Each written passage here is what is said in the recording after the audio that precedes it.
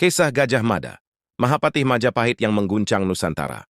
Masa kecil dan awal kehidupan.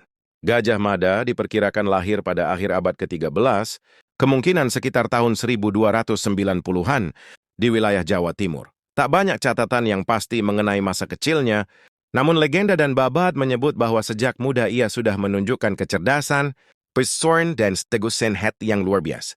Ia diyakini berasal dari kalangan rakyat biasa atau bangsawan rendah, namun kemampuannya membuatnya cepat menanjak dalam struktur kekuasaan Majapahit. Mendaki tangga kekuasaan. Gajah Mada pertama kali dikenal ketika berhasil memadamkan pemberontakan Rakuti pada masa pemerintahan Raja Jayanegara.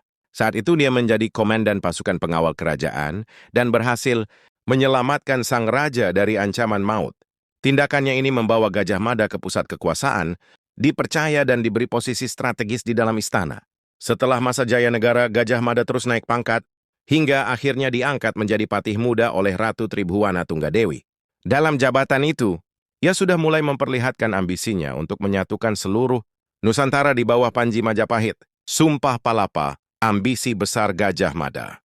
Puncak dari tekad dan ambisinya muncul ketika ia mengucapkan Sumpah Palapa, sebuah sumpah yang menyatakan ia tidak akan menikmati kenikmatan duniawi, rempah-rempah, istirahat, dan sebagainya, sebelum seluruh Nusantara berada di bawah kendali Majapahit. Lamun hu skala Nusantara ingsun amukti palapa. Sumpah ini dianggap sebagai fondasi dari ekspansi besar Majapahit dan menjadi simbol nasionalisme dan persatuan Indonesia bahkan hingga kini. Sebagai Mahapatih Amangkubumi. Pada tahun 1334, Gajah Mada diangkat menjadi Mahapatih Amangkubumi, jabatan tertinggi dalam pemerintahan setelah raja. Ia menjadi sosok paling berkuasa setelah raja dan memainkan peran sentral dalam ekspansi Majapahit ke berbagai wilayah.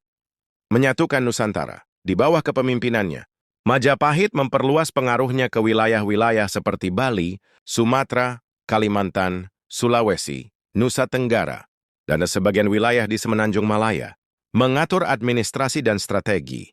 Politik Gajah Mada mengembangkan sistem birokrasi, memperkuat angkatan laut, dan menjalin aliansi dengan kerajaan-kerajaan kecil maupun besar.